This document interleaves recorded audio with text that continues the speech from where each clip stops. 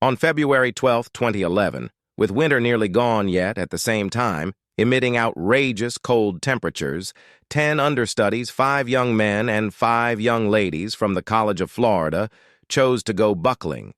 The lead organizer was 20-year-old Award Lackenbach, who was to commend his birthday the next week, Award Michael, and a portion of the other understudies had done buckling before. Consequently, this seemed to be simply one more experience for them.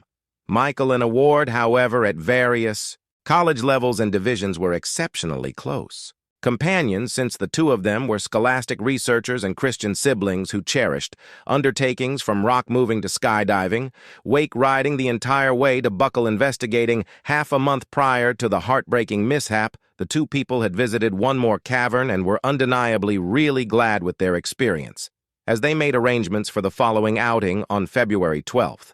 They picked Ellison's Cavern, a north of 1000 FT profound cavern which is settled in Walker Province on Pigeon Mountain in Georgia. This cavern is viewed as the 12th most profound in the entire of America.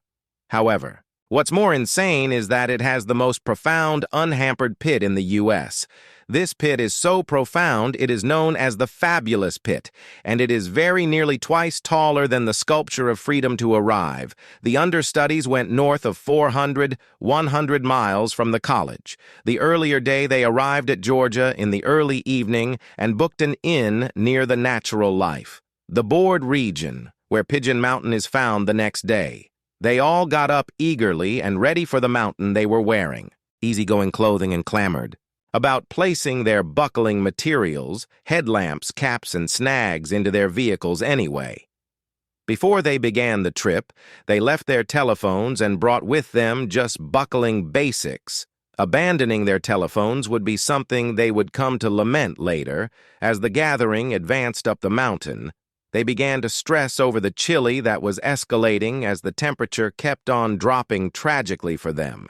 No one idea to consider the climate enough to bring thick garments along. Award and Michael were likewise dressed nonchalantly. Last time they went buckling, so they presumably thought everything would have been fine. Next to they weren't in any event, wanting to go excessively far into the cavern as the understudies moved toward one of the passageways of the cavern, subsequent to climbing for very nearly 1 hour. They were stunned by what they found. A limited opening rugged around its edges.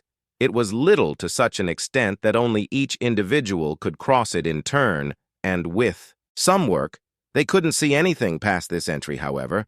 The haziness of the cavern was enticing to them, so one by one they brought down their bodies into the cavern, and before long encountered an overwhelming murkiness that was slowly supplanted by their front light as the inner parts of the cavern turned out to be completely noticeable. They were stunned to see the magnificence of it.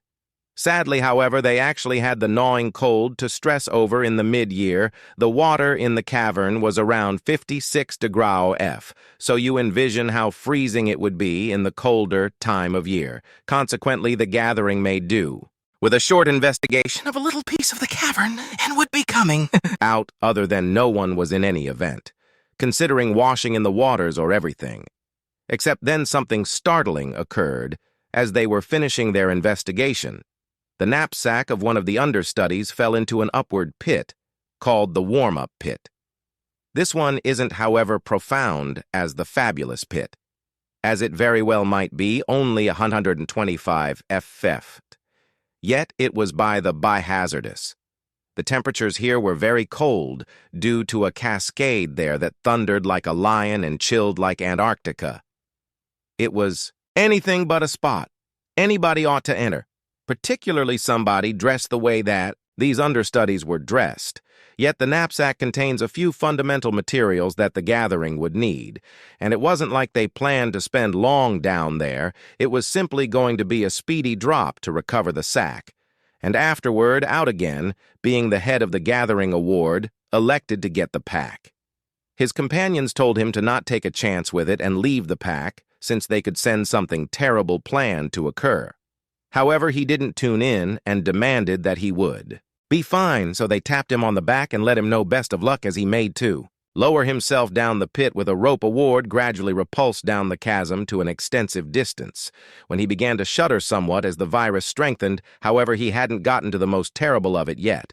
As he moved toward additional beneath the commotion from a surging cascade close by, started to become increasingly loud. Yet he may as yet hear his companions talk and console him.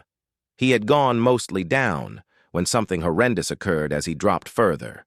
A ward encountered the moaning cascade as of now. Shuddering enthusiastically now, he attempted to keep away from the freezing water from contacting him. However, in his endeavor, the most exceedingly terrible happened. First, he heard a noisy, shocking sound come from his saddle and rope. He had quit moving with his shuddering. It wasn't difficult for frenzy to fill his veins, so he began shocking with his rope and bridle to attempt to inspire it to work once more. Yet his endeavor just implied that the rope folded over him further. Then his most horrendously terrible trepidation happened as he attempted to get himself out of the entrapment. The super-cold water doused him at this point. He was at that point shouting as loud as possible for help, yet his yells were suppressed and choked by the thundering cascade, and his shuddering mouth. By and by his companions heard him and yelled back. They generally took a gander at one another, befuddled and stressed. Yet Michael made sure to on similar rope his companion had involved. Down as he plunged to save his companion, he cried at him to hold on. He before long arrived at a ward who had become sluggish and disjointed with words, and development put something aside for his serious shudders and confounded state. He was depleted and could bumble his hands. Michael shouted this update towards his companions above, who were somewhat feeling better, yet couldn't foresee what occurred next, as Michael attempted to wring his companion free. He also became entrapped by the rope, surprisingly more terrible. His body was likewise being absorbed, the very cool water that was at that point, freezing his companion to death. Understanding that he also couldn't drop neither up nor down the rope, he began shouting for help too on. Hearing this, their companions above were tossed into a furor, however expected to move quickly. Some of them remained behind, while the others advanced out of the cavern. The ones that remained kept speaking with the young men underneath, giving them uplifting statements they appealed to God for, and guaranteed them that help was on the way. The people who made it out began sliding the mountain with all the strength they could assemble, and in under 30 minutes they were at its floor with hands shaking and eyes foggy. They recovered their telephones that they had left in the vehicle, and Fast LLY called the specialists. At that point, it was 2:19 p.m. Back in the cavern, the voices of Michael and Award were developing fainter and fainter as the virus tore into them.